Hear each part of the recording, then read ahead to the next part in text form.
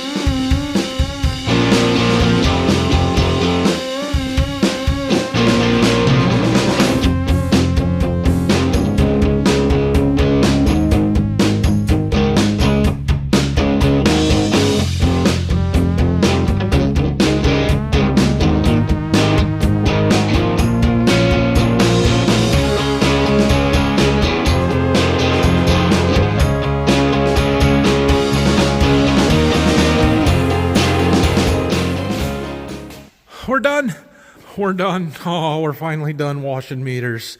We'll put this one 2 back together when they're dry later this afternoon and put them back on, and we are done. Okay, what a deal. Oh. All right, I think we're going to go down to the seed warehouse and work on the seed treater. We don't have a ton to do. I kind of sort of cleaned it up after we got done with wheat, brushed the heavy stuff off, but I didn't thoroughly clean it, and I want to clean it up before we start doing beans. And I bought new hoses for it, so we're going to put new hoses on, keep everything nice and clean. I like to do that. The pump hoses, the peristolic pump hoses, I replace every year before we start beans. The clear hoses that go everywhere else, I try and do every other year. So it's been 2 years. It's time to replace those, I feel like, just to so we don't get any buildup in them, don't get any flakes of seed treatment coming off and in the hoses, plugging stuff up, anything like that. So we're going to go down there and work on that. I checked it last night when I got home, the seed warehouse, just to see how we were doing with temperature-wise and stuff. We were up to 62 degrees and the burner was off. It had run for 3 days straight trying to bring everything up to temperature to that point, but I think we're getting there and keeping things a little bit warmer. Once the concrete and everything else is warm, it doesn't have to run as much because it keeps the air warmer. And so yeah, I haven't been down there this morning yet. I'm sure it's still running, but things are warming up, so we might be able to treat some beans this afternoon. If you know, you know. We are going to have to make some room before we start treating beans in here. Means the main lift has to come out. These pallets have to come out. We're going to need to make a trip back to the burn pile for the boxes there. I want to move the treater over. I tried that spot for wheat last year. I did not like it. It's a lot harder to get boxes around and everything, so we're going to slide it way back down here. This year it gives me more room on that side for getting stuff opened up, but we'll get to that stuff. We've got a little cleaning to do. Like I said, I went through and scraped the heavy stuff out, but we need to wash, and we're going to replace those hoses, these hoses between the pumps and the meters. These black hoses down here, they have to get replaced. We put new ones on every year kind of thing. So I have a couple somewhere over here on the table, I think. Oh, the black ones. Yeah. So we just gotta, there's my new tubing. Yeah, it's gonna take a little time. So I'm just gonna go through and start replacing hoses, I guess. I took this one off here. For the most part, we're just gonna take the old hose and match it up and cut the same length instead of trying to measure everything. Or it's just as easy to do it this way. So that's what we're gonna do. All right, we're making progress here. So I ended up taking all of this stuff apart. I noticed there's a bunch of sediment in the bottom of this T here. So I took all that apart and cleaned it out. I put some new Teflon tape on a couple of the fittings that were a little bit loose that may or may not have been dripping in the past. And then we've got a new hose here. I did not put the new one in there yet. I've got a new hose back there. We've got a short one here. I took the flow meter out, cleaned that up really well, and then we've got a new hose up to here. So the next one is the long one that goes all the way to the back there. So we're gonna work on that. There is a short one here, and then there's another short one that goes on here. Those are just drains. So I'm going to replace them, assuming that I have enough hose, which I should, but I just wanna do the more critical ones first. So brief explanation of how this works. Yeah. We've got our tank here that we put our seed treatment chemicals in. And this year it'll be different. We'll talk about it, what we're using once we get to actually treating some stuff. But they go in here, and then there's a valve that opens up. This is, like I said, is a drain in case you need to empty that. But most of the time, that one stays closed. See, it's got to be that way. You can't get another rotation out of it, but it's a little loose. Yeah. Anyway, and then it goes through a filter here. Filter is sitting right here. And once it comes through that filter, it goes down, and then there's this peristaltic pump. It uses these soft rubber hoses.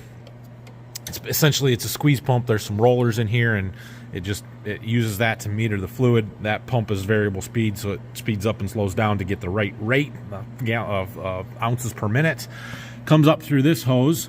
I am not sure what this is for. Anybody know plumbing stuff that could tell me what this there's like a 6-inch long plastic piece of pipe with a cap on top of it. I don't know if it's a pressure something. I don't know. I haven't figured that one out yet. But anyway, then it comes up through here, through our flow meter, comes up to our valve blocks. And then our valves is where everything happens, and we can control it from there, right? So we've got a 3-way valve here, a 3-way valve here. It goes into the first one where we can choose between recirculating, so it'll go down back into the tank if the handle is up like that, or it'll send it up to the process calibrate handle, which is this one up here. And then we can go process, which sends it through the tube to the treater, to the atomizer, or calibrate, which sends it through this one. And this is a drain, but it's really, I should have a glove on. Anyway, it's so you put a pitcher under there and catch it. So you can run it for a certain amount of time, measure out how much it has in it, and then tell the computer how much you physically caught out of it. This stand over here that I bought a year ago has this really nice calibration tube to do essentially the same thing there, without having to actually catch it and being more of a closed system, so you're not making a mess. That's pretty nice. I tried to add one to this one time. You had to buy each individual little piece, individual component by itself, right down to the sticker with the numbers on it and stuff, and it was going to be very expensive and very hard to mount. So I never made that happen. Yeah, it's okay. But anyway, the long hose then comes off the process side of that valve down all the way back over to here. This is our kind of mix chamber where we've got multiple ports to put chemical or water or whatever into. I only really use 2 of these. Goes in through this mix chamber and then up this hose into our atomizer. So yeah, that's how that works. I I see down at the farm we have a delivery vehicle. Chemicals. I better go get him unloaded. Well, I'm back from lunch and been working some more here. We're making progress. Check it out. We got tank 2. Nice, clear, clean hoses. All the way back to our mix valve here. I'm working on this one to go from the mix valve to the atomizer. I had it plenty long. I don't think I need as long a hose as what we had on there. And then we'll have all of the main hoses done, and I've got plenty left over. I just ordered a 50-foot roll of this stuff, so I wasn't sure how far it would go. But we can replace those. And nice thing, I can make those a little longer so that, because right now I can't get it to stay inside that tank so it drains back in there. Yeah, we can do that. Okay, we're done. I got new hoses on the drains and the calibration spots and everything else. Hopefully they'll stay a little cleaner or clearer, at least the one side. So this year we're using a different formulation of our seed treatment. We're using Cruiser Max Apex instead of Cruiser Max Vibrance, and it is all pre-mixed, so I don't have to do any measuring with my pitchers, right? So last year I was measuring everything out with these pitchers, gallon, pitcher, everything, and then I had to rinse those out. And so I would dump the chemicals in this side, get them all mixing up, and then I would rinse my jugs out with water and dump it in this side just for the water, but it had a lot of color in it because I was rinsing the pitchers. This year, everything comes in one keg, no mixing, no measuring, no nothing. We can pump it straight in there right out of the hose. I mean, we don't want to have a ton extra, but we have gallon marks on here that we can be close enough. And then I don't have to rinse out pitchers and stuff, so we're just going to have clean water or potentially water and inoculant and the heads up over here. I've still got that one there that we can put water, inoculant, whatever through. So those two, that one and that one, should never really see any colorant, ideally, which means the hoses should stay clear, which means we'll be able to see the liquid pumping through them and know that it is getting to where it needs to be. And it just makes things a lot cleaner when you can see through those hoses and the colorant stains them so bad you can't see it. It will for a while kind of drain out and stuff, and you know, when you shut it off, or you'll be able to see it, but after a while they get all cloudy and you can't anymore. So that's why we're changing them. I cleaned up we moved the treater over there. The last thing I treated with it was wheat, right? And wheat is extremely dusty, and so I want to take it outside and I want to hose down in here and where the dust accumulates and stuff, just to rinse it down and get it cleaned up a little bit more. I cleaned up the cardboard. We're going to put new cardboard down. Okay, so we're going to move it over anyway. So I do want to sweep the floor up, which means I need to get my floor sweeper down here before we put that thing back in. So yeah, I think I'll take it out and wash, and we'll go get the floor sweeper. It can dry off while it's sitting out there for a little while. I'm not going to get the power washer. We're just going to do it with a hose. So yeah, it shouldn't take a whole lot. I put our row units back together on the planter here. Since I was down, I'm going to get my floor sweeper and go back down there. But got delivery. Let's open up some boxes. And I had to put them away so I could use the table to open my boxes. Some assembly required, apparently. We bought some chemical pumps for our chemical shuttles, totes. So we've got a bunch of those we're using simultaneously when we're doing corn herbicide, bean herbicide, starter products, all kinds of stuff. So yeah, that's what that is. And in this box should be a meter, different style. I think this is a fairly new brand, new-ish, that we're gonna try. It's a Grizzly meter. Let me get it open. Yeah, very nice. So we gotta get our hose attached to here. We've got quick connect that goes on here. This will attach right to the shuttle. There's a nozzle. Yeah, we just gotta put it together. It'll all work. Aha! The other box had my hose in it. We need that, and we got another one. I ordered two, so that one's all the same as what's up here. Again, just gonna put it together. It is time to get the man lift out of here. Check the oil and stuff. It seems to be okay.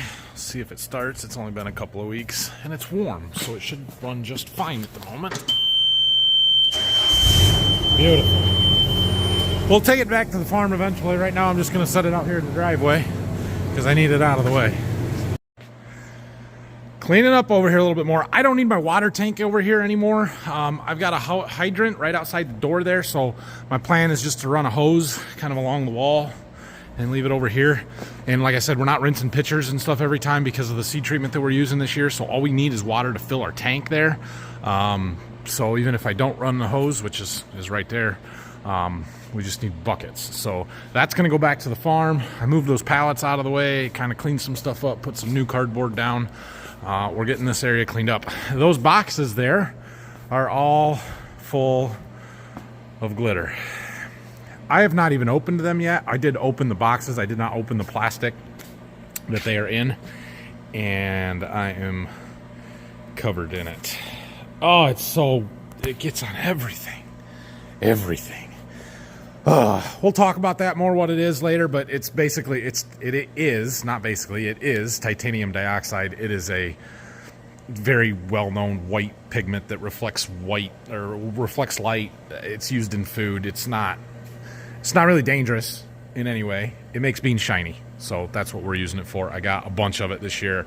My plan was to put it on most of the beans. I may leave it off depending on the treatment that I'm using to help differentiate them so that I can look at a bean and be like, oh yeah, that's this, or that's that, or whatever the treatment. Even though they are all labeled, it's just kind of a safety check for me to keep everything straight. So we're not going to get to treating today, which is a bummer, but we're getting closer. So we got the treater, as far as I can tell, ready to go. Like, we can put seed on and chemical in and calibrate and go. I do need to get my table, my desk, cleaned off here. So that's on the agenda for whenever I get back out here and get a chance to work on it.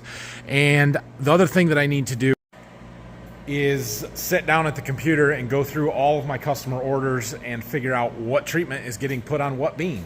Like, they all get Cruiser Max Apex on as the base treatment.